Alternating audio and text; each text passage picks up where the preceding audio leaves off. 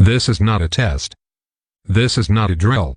This is an urgent message and should be taken seriously. Do not turn off your device and listen carefully. In the likely event of devastation, you and your family will be protected if you heed this warning and take the necessary steps in protecting your livelihood.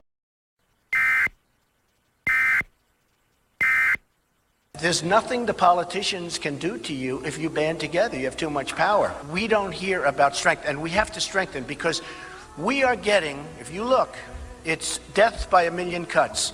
We are getting less and less and less powerful in terms of a religion and in terms of a force.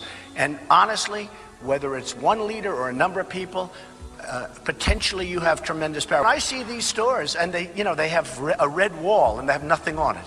They don't want to say Merry Christmas anymore. I say, why don't you say Merry Christmas? Well, we're not allowed to. The owner doesn't want us to. These big department stores, they're not allowed to. And I'll tell you one thing. We're going to be saying Merry Christmas again. Just remember. I'm hearing, looking out my window right now, hearing some strange fucking sounds out there. I have no idea what the hell they are. It's rattling the earth around here. We're in Long Island, January 18th. And it's fucking loud. You hear that? You hear that shit? Fuck is that shit? What? I have no idea, like, it's coming straight out of the sky. What is that? I want to be clear. I am willing to work with anybody. Republicans, Democrats, Independents, Libertarians, Greens, anybody to combat this threat on behalf of our kids. I'm open to all sorts of new ideas. Maybe better ideas, to make sure that we deal with climate change in a way that promotes jobs and growth. Nobody has a monopoly on what is a very hard problem, but I don't have much patience for anyone who denies that this challenge is real. We don't have time for a meeting of the Flat Earth Society.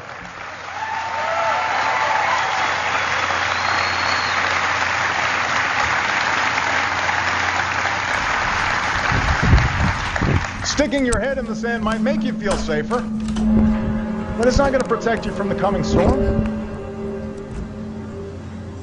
And ultimately, we will be judged as a people and as a society and as a country on where we go from here. Our founders believed that those of us in positions of power are elected not just to serve as custodians of the present, but as caretakers of the future. And they charged us to make decisions with an eye on a longer horizon than the arc of our own political careers. That's what the American people expect. That's what they deserve. And someday our children and our children's children will look at us in the eye and they'll ask us, did we do all that we could when we had the chance to deal with this problem and leave them a cleaner, safer, more stable world? And I want to be able to say, yes, we did. Don't you want that?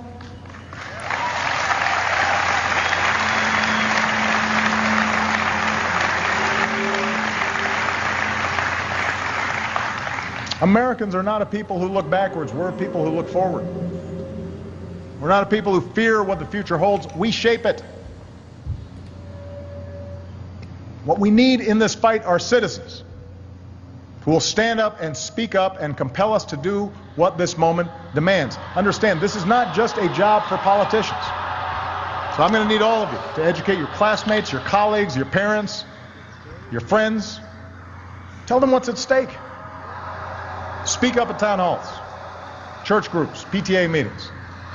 Push back on misinformation. Speak up for the facts. Broaden the circle of those who are willing to stand up for our future. Convince those in power to reduce our carbon pollution. Push your own communities to adopt smarter practices. Invest, divest. Remind folks there's no contradiction between a sound environment and strong economic growth. And remind everyone who represents you at every level of government that sheltering future generations against the ravages of climate change is a prerequisite for your vote. Make yourself heard on this issue.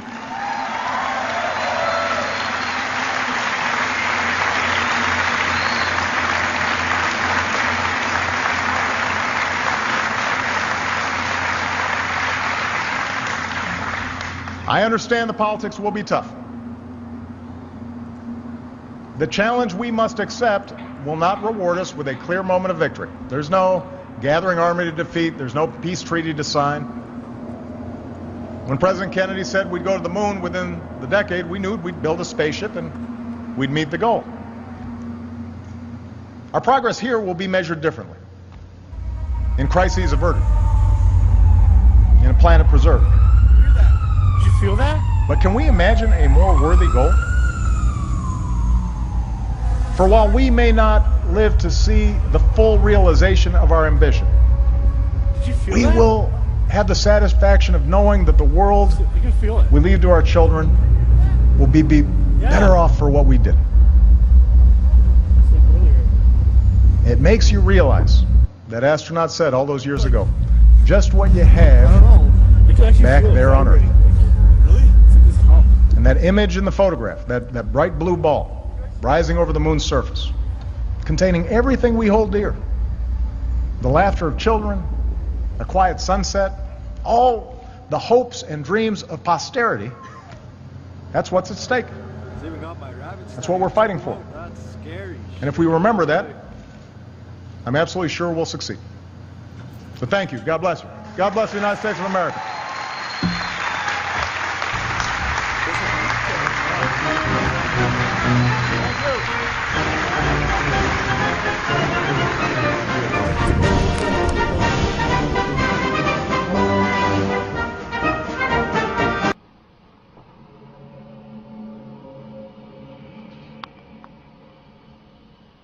Oh man. Hey, ga even bij die brug staan, dan kan ik je filmen, bij die reling. Je hebt de lenskap er nog op zitten. Ja, haal hem even af. En je moet mij niet filmen. Jawel, dat vind ik leuk. Ga even bij die reling staan. Ga even bij de reling daar. Ja. Doe even iets leuks. Maak even een leuke pose. Schatje. Hé, schatje, je krijgt een bloedneus. Nee, ook. Oh, fuck.